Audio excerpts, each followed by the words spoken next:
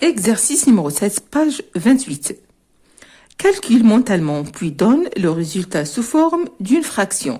يعني مطلوب منا أننا نحسبوا وكذلك نعملوا هاد الأعداد هادو على شكل أعداد كسرية. عندنا هي 5 فوا 2 على 3. فهنايا ما عندناش واحد الكتابة اللي غتكون كتابة مختزلة، فقط غنضربوا 5 في 2، غنضربوا البسط في البسط، غتعطينا 10 على 3. أمر إلى ب. 15 في 3 على 4. 15 كم تساوي؟ وهي 3 في 5. واش ممكن أننا نختزلو؟ لا يمكن الاختزال. إذا غادي نضربو 15 في 3 ونقسموها على 4، يعني نضربو البسط في البسط. دائما لاحظوا من تيكون عندنا الجداء تيكون عندنا البسط في البسط والمقام في المقام. مادام عندنا هنايا عدد صحيح طبيعي ما عندناش يعني عدد كسري، فقط نضربو البسط في البسط. هنا كذلك غنضربو 15 في 3، هنا غادي نضربو ونحتفظوا بالمقام، وهنا غنضربو 9 في 7 على 2. نمر إلى د. 8 في 6 مقسوم على 5، فقط نضربو البسط في البسط. 8 في 6 تنشوفوا كم تساوي، تنقسموها على 5. 13 في 5 كذلك نضربو 13 في 5 على 9. الملاحظ هو أن هاد القيم هادو صعب أنكم تختزلوهم، لا يمكن الاختزال. يعني غنضربو فقط هاد الخمسة في 2 غتعطينا 10 على 13. 15 غنضربوها كذلك في 3 نقسموها على 4 وهكذا. إذا هذه هي الطريقة من تكون عندنا جداء، فتكون يعني سهل أننا ننجزوا هاد العمليات. نضربو البسط في البسط والمقام في المقام. لا كوريكسيون ديال ليكزارسيس نيميرو 7 وهو على الشكل التالي. عندنا أ تساوي 5 فوا 2 على 3 تساوي لنا كذلك 5 في 2 كما شرحت لكم سابقا، وهي 10 على 3. ما يمكنناش نبسطو اكثر من هاد الكتابة لأنها كتابة مختزلة. عندنا ب تساوي 15 في 3 على 4، كذلك غنضربو الرقم 15 في 3 عندنا 45 على 4.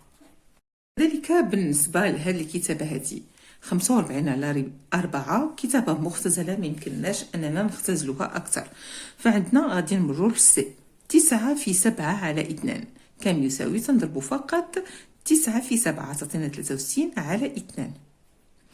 نمر إلى د. 8 في 6 على 5، وهي تنضربوا البسط في البسط. 8 في 6 48 على 5. نحتفظوا بنفس المقام. على 8 على 1 8 في 6 و1 في 5 تتبقى لنا 5. إذا عطاتنا 48 على 5. أو وهي 13 في 5 على 9، كذلك نضرب البسط في البسط. 13 في 5 عطاتنا 65 على 9.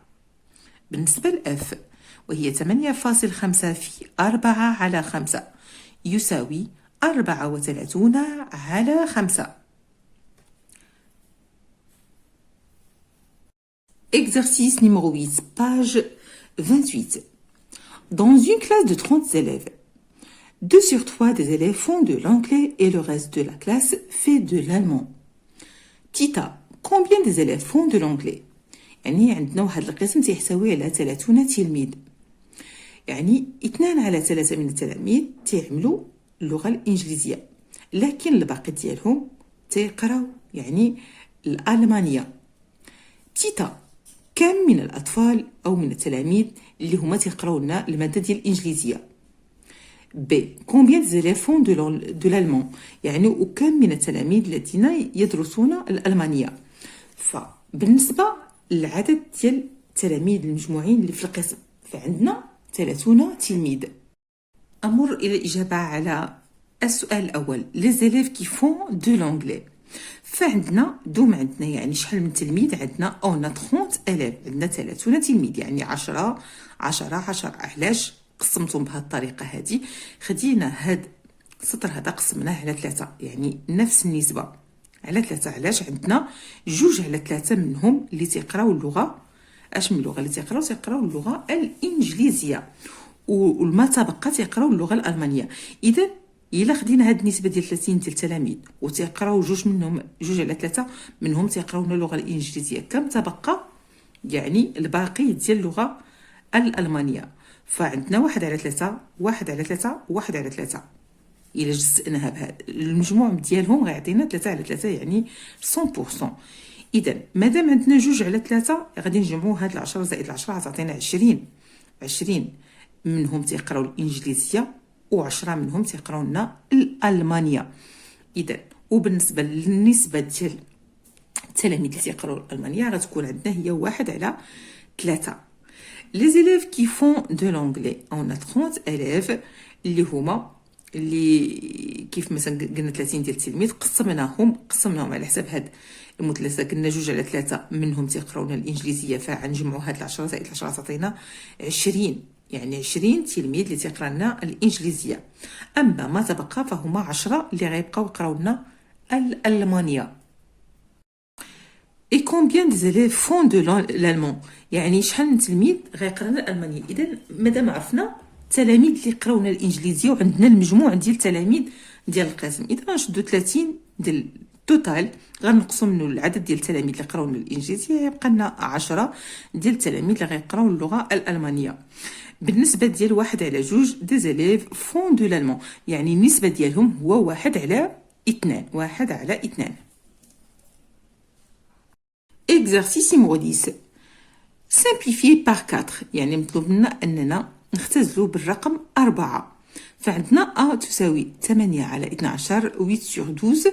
عندنا B 16 على 28 16 sur 28 et 24 على 28 24 sur 28 و D هي 4 على 44 هي 4 sur 44. فهنا مطلوب لنا أننا نختزلوا بالعدد 4. إذا نمر إلى الإجابة. La correction de l'exercice numéro 10 simplifié par 4. لدينا A وهي 8 على 12 غادي نقوموا بالتفكيك ديالها من أجل الاختزال. فعندنا 8 كم تساوي وهي 2 في 4. 2 هي 2 fois 4 sur 3 fois 4 اللي هي 12. إذا هنا ظهر عندنا الرقم ديال 4 باش غادي نختزلوا به. غادي نقوموا بالاختزال بالعدد 4 غيبقى لينا 2 على 3. إذن الكتابة المختزلة ديال 8 على 12 وهي 2 على 3 بالاختزال بالرقم 4. أمر إلى ب. لدينا 16 على 28 كذلك سوف نقوم بالاختزال بالعدد 4. قبل ما غادي نختزلو غنقوموا بالتفكيك ديال هذا العدد هذا. 16 كم يساوي 16 وهو 4 في 4 28 وهي 4 في 8. إذا ظهر عندنا العدد 4 باش نقوموا بالاختزال نتاعو. إذا غنقوموا بالاختزال بعدد 4 فغادي يبقى لنا 4 على 7. إذا الكتابة المختزلة للعدد 16 على 28 وهي 4 على 7. 4 على 7. أمر إلى سي 24 على 28. نقوم كذلك بالتفكيك لهذا العدد. 24 كم يساوي وهي 6 في 4 و28 تساوي 7 في 4.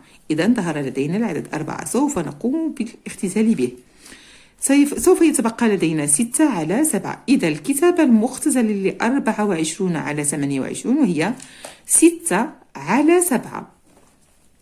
بالنسبة للدي لدينا 4 على 44 كذلك نقوم بالتفكيك لهذا العدد. 4 في 1 على 4 في 11 سوف نختزل بالعدد 4. إذا سوف يتبقى لدينا 1 على 11.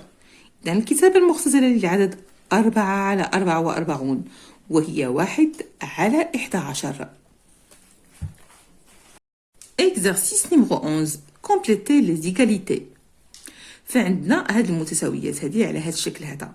عندنا الأولى وهي 3 على 5 مضروبة في واحد العدد جذري اللي غير معروف يساوي 18 على 35. فالمطلوب أننا نبحثوا على هذا العدد هذا كم يساوي. إذا شنو هو العدد اللي غنضربوه في 3 يعطينا 18. فدائما غادي نرجعوا لجدول الضرب يعني العدد اللي غنضربوه في 3 يعطينا 18 وهو العدد. إذا غنضربوا 3 في الساعة تعطينا 18 و5 في ماذا سوف نضربها باش تعطينا العدد 35. إذا سوف نضرب 5 في 7 تعطينا 35. نمر إلى 2. عندنا 11 على 13 في واحد العدد جذري يساوي 1. إذا باش واحد العدد اللي غنضربوه في واحد العدد يعطينا 1 إذا هو المقلوب نتاعو هو المقلوب ديالو باش يعطينا العدد 1. إذا غنضربوا 11 على 13 في 13 على 11 تساوي 1. بالنسبة الرقم 3 عندنا 2.5 على 11 مضروبة في واحد العدد جذري يساوي 10 على 99.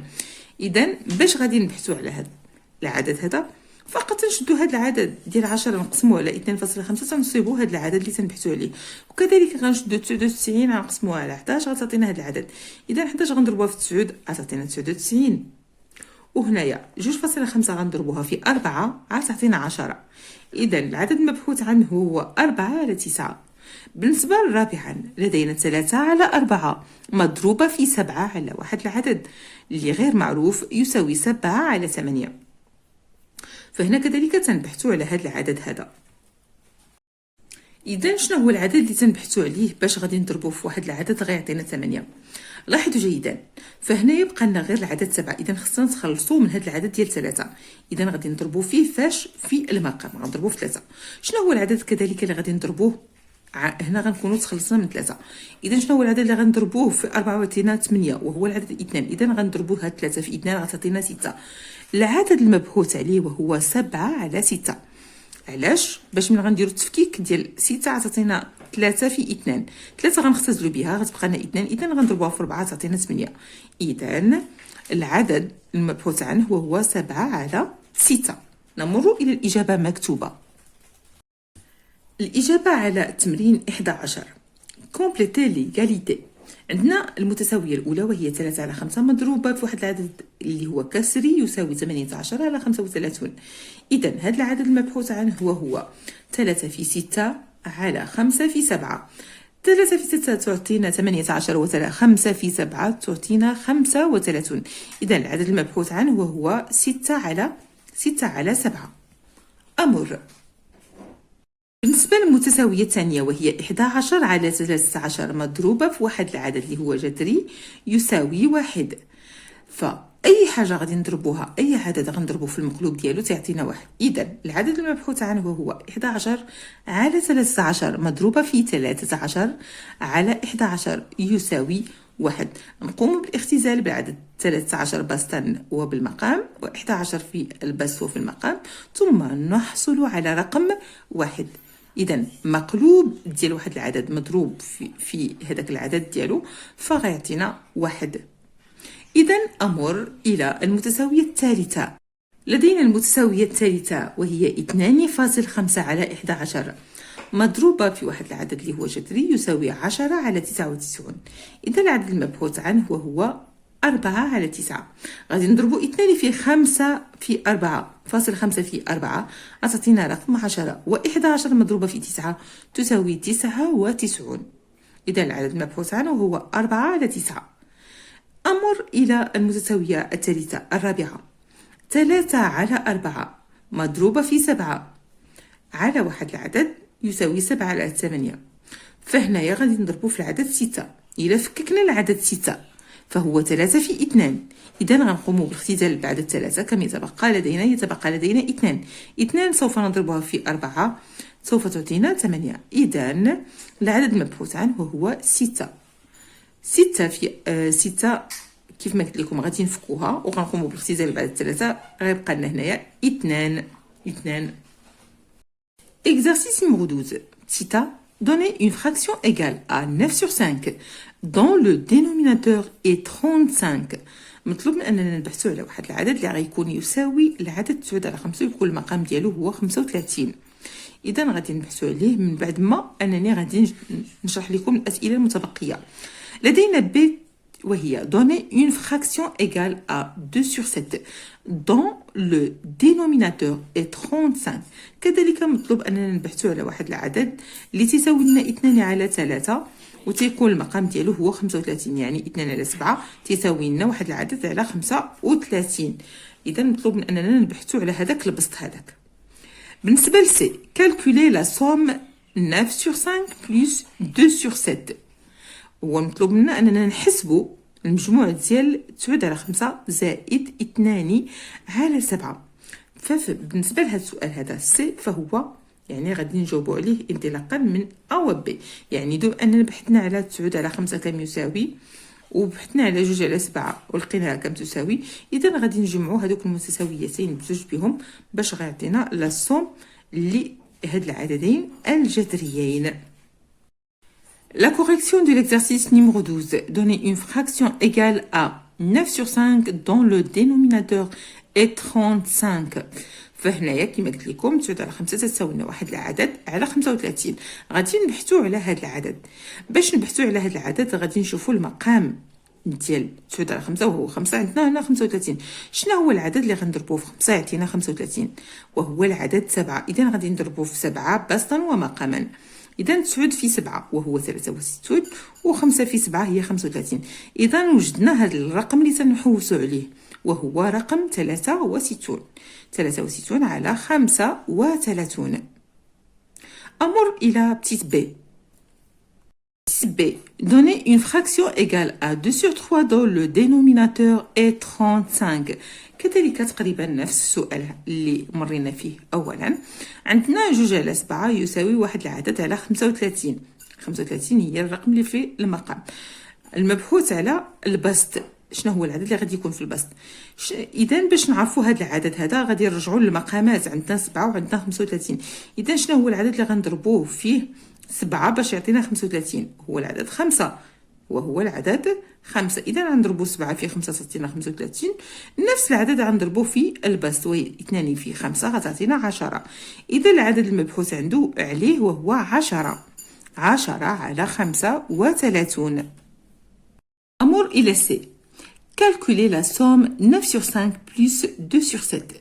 فالمجموع ديال هاد الرقمين هادو هو غادي نجمعو الرقمين اللي تساويوهم. إذا عندنا 9 على 5 زائد 2 على 7. 9 على 5 عندها تساوي القيمة ديال 63 على 35 و2 على 7 وهي 10 على 35. لاحظوا جيدا أن عندنا المقامات موحدة. فقط يكفينا أن نجمع البسطين وهي 63 زائد 10. من بعد ما غادي نجمعوا البسطين غنحصلوا على القيمة ديال 73 على 35. فهذا هو الصوم اللي سنبحثوا عليه وهو 73 على 35.